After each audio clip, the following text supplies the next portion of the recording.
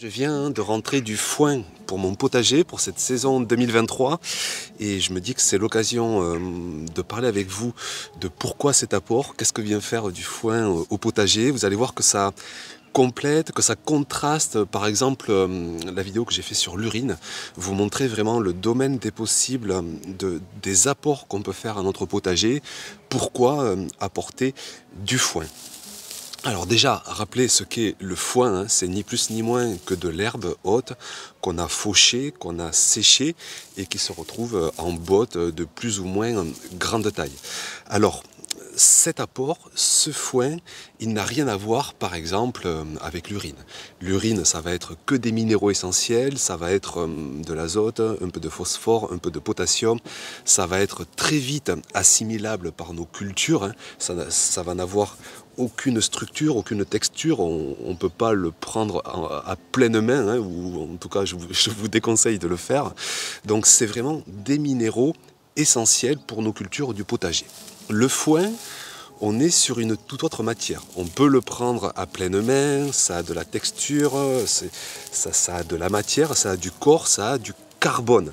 Et quand on parle du carbone au potager, on commence à raisonner par le sol plus que d'alimenter directement nos cultures.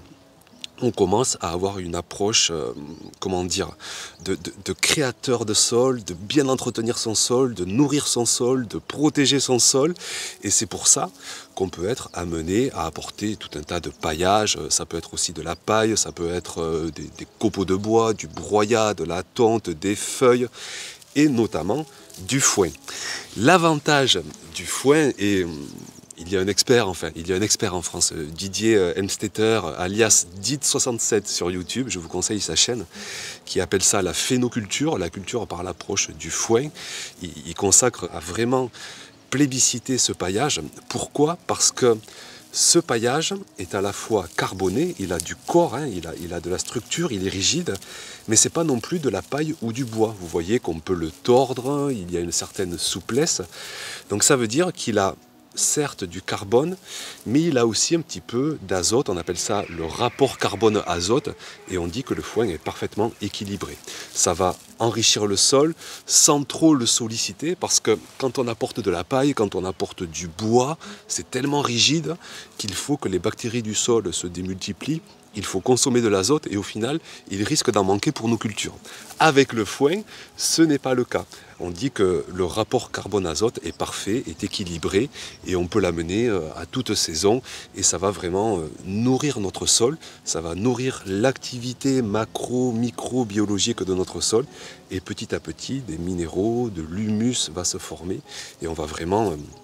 améliorer notre sol qui va devenir encore plus un frigo à minéraux, un hébergement d'activités macro-microbiologiques. Et l'activité biologique dans un potager biologique, c'est essentiel. Donc apporter du foin, c'est une approche complètement différente que d'apporter de l'urine, que d'apporter par exemple des engrais chimiques, hein, où là, paf, on apporte des minéraux, mais on n'apporte pas du tout de carbone. D'apporter du foin, là, on rentre dans l'approche du carbone, que moi je me plais à compléter aussi avec des tontes séchées de ma prairie, avec des feuilles mortes, avec parfois du broyat. Tout ça, c'est destiné au sol. C'est pas destiné aux cultures en premier lieu. Hein. Attention, hein, quand vous apportez du foin, il n'y aura rien de disponible les premières semaines, voire même les premiers mois. Allez, on va dire les 2 premiers mois, il n'y aura rien de disponible pour nos cultures parce qu'il faut que ça passe par l'activité biologique du sol. Ça, les cultures, elles sont incapables de manger du foin. Le foin, c'est pour les animaux, eux, ils pourront vite en profiter. Mais les cultures du potager, ça passe par l'activité biologique. Ce qui fait que le foin, quand est-ce qu'on peut l'amener? Il faut 2, 3, 4 mois de biodégradation, de biovalorisation. Donc souvent, des jardiniers l'apportent à l'automne. Moi, ça m'est arrivé. Encore cette saison, j'ai envie de laisser mon sol, alors pas vraiment à nu, parce que mon sol, il est rempli de compost végétal, de compost de maison, de compost de fumier, de paillages qui se sont décomposés. Donc c'est comme s'il avait un paillage presque intégré, il est vraiment spongieux. Et en mi-saison, quand l'agression du soleil n'est pas encore présente, de laisser un peu mon sol à nu, se réchauffer au printemps rapidement, ça ne me dérange pas trop. Mais par contre, sitôt les premières agressions trop fortes du soleil, je vais passer en paillage total du potager pour préserver la ressource première qui est l'humidité, pour renourrir mon sol, pour reprotéger l'activité biologique, pour la nourrir, pour la préserver, pour la développer. Donc je vais repasser sur un paillage. Et cette saison, je vais repasser sur un paillage au foin. Je trouve que c'est vraiment un paillage génial. Et puis je compléterai, bien sûr. Là, par exemple, j'ai un jardinier, un paysagiste, pardon, qui m'a apporté une benne de broyat.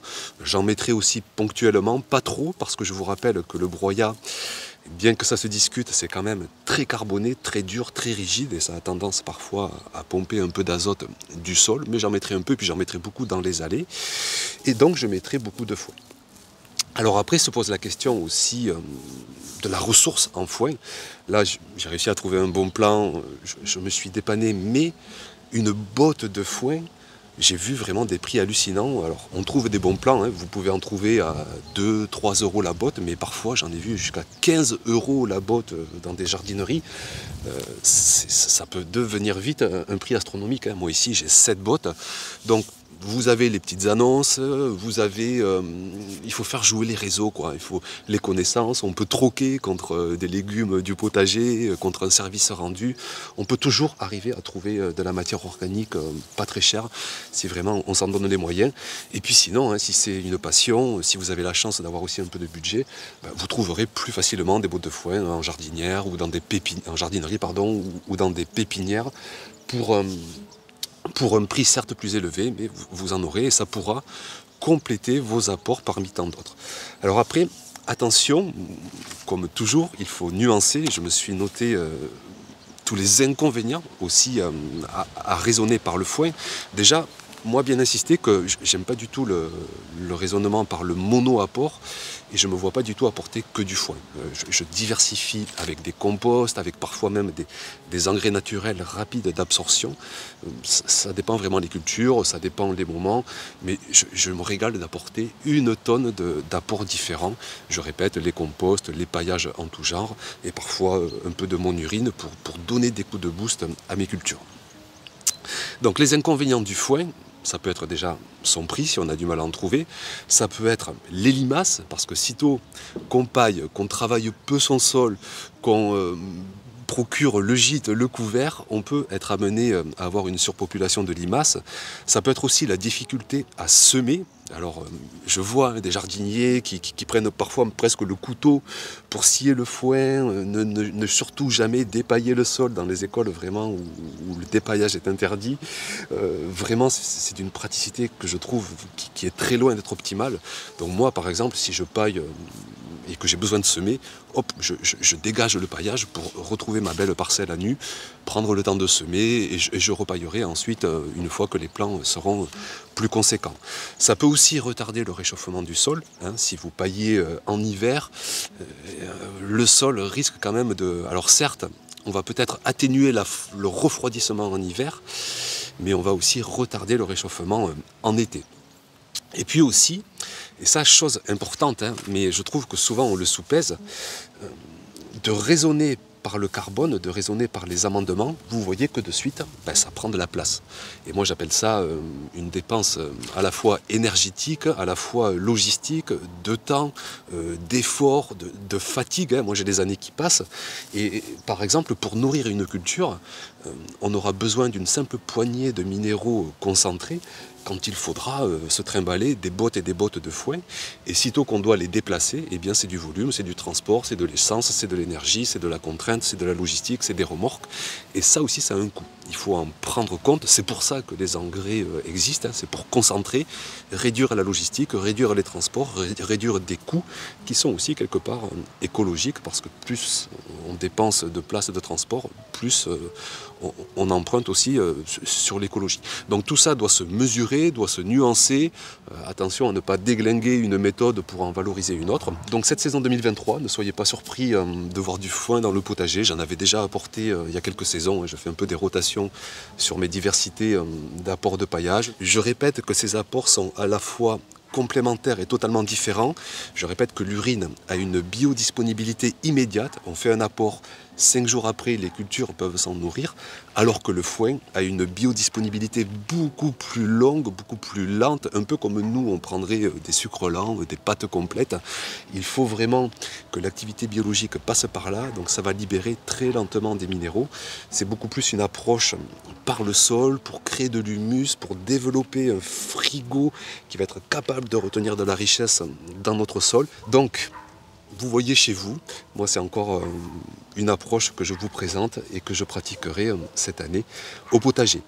Comme souvent, vous avez un article en complément de cette vidéo disponible sous la vidéo justement, un article très complet, très qualitatif sur le foin au potager pour vous expliquer dans tous les détails si vous voulez l'implanter, l'utiliser dans votre potager. Merci pour votre attention et puis à très vite pour les premiers semis qui arrivent. Ça y est, début février, les premiers semis de la saison. Ciao!